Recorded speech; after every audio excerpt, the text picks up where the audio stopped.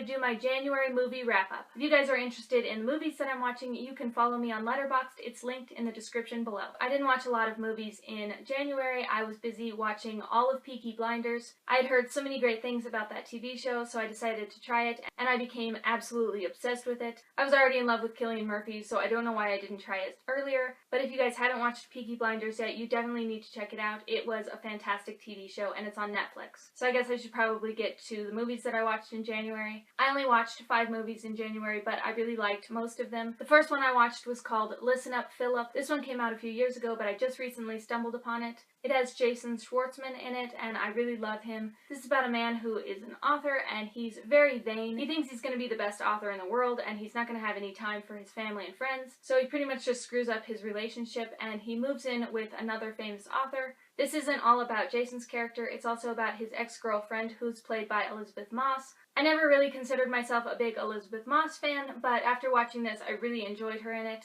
I really loved her acting in it, and I thought she was great when she pulled herself together after her boyfriend leaves her. This was a really great movie, and I highly recommend checking it out. I gave this one 3.5 stars. The next movie I watched was a rewatch, and it was Snatch. Again, this movie came out quite a while ago, but I had just talked about it with my mom, and I decided I wanted to rewatch it. I really love this movie, and it has a lot of great actors in it as well. This movie is very confusing, so you really have to pay attention as you're watching it. You kind of have 2 stories going on at the same time. One is a group of people searching for this diamond that's been stolen, and this other one is about this boxing promoter who's having trouble with this gangster. It sounds totally obscure, but it really is a great movie. This is directed by Guy Ritchie, and it's only his 2nd movie that he directed. Apparently it's very similar to Lock, Stock, and Two Smoking Barrels, which I've never seen, but I really need to check out. There is a lot of humor in this, but also a lot of action and gore, so definitely watch out for that if you're not into that. Also, Brad Pitt's character is the best character in the movie, but he's almost impossible to understand, which is kind of like the whole joke in the movie. This is a rewatch, but I gave it 4 stars. Next, I watched The Trip to Spain. This is, I think, the 3rd in the series. This is about 2 British comedians who travel and they eat really good food. I'm really enjoying these movies, and I just wish that I could go on trips with these people. They're absolutely hysterical, and they do impressions all the time, and I just think that would be so fun to travel with. I don't feel like I really liked the last one as much. I can't remember the name of it, but I'll put it on the screen. But I really enjoyed this one, and I gave it 3.5 stars. Next, I watched Rumblefish.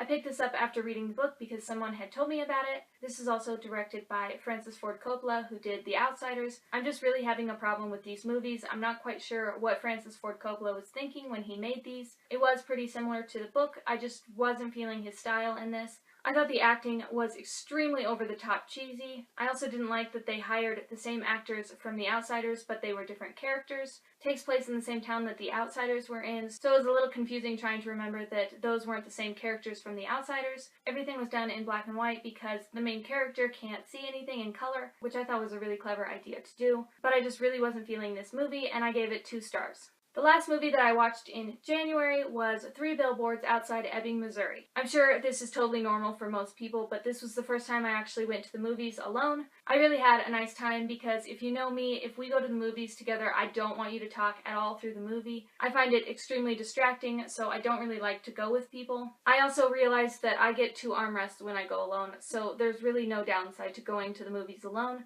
But anyway, onto the movie. I really loved this movie. I remember seeing the trailer for it forever ago and thinking that this would be right up my alley. This is about a woman whose daughter has been murdered.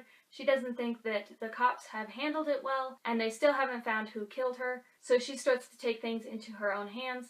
Frances McDermott is always funny in movies, so I thought that this would be a really funny movie. But don't be fooled by the trailers because this is an absolutely sad movie. I think I cried like 3 or 4 times in this. I don't know, maybe I was just really emotional that day. I really love all of the actors in it anyway, so it was really great to see them all in one film together. And I gave this one 4 stars. Okay, so those are all the movies that I watched in January. I could have watched more, but obviously I had to watch the entire series of Peaky Blinders. I kind of wish that you could put TV shows in Letterboxd because I do watch a lot of TV on Netflix mostly. So I'm going to try and remember what TV shows I'm watching, and I'll try and mention it here on my movie wrap-ups. But anyway, let me know if you've seen any of these movies and what you thought of them. Let me know what your favorite movie was that you watched in January, and I will see you guys next time. Thanks for watching. Bye!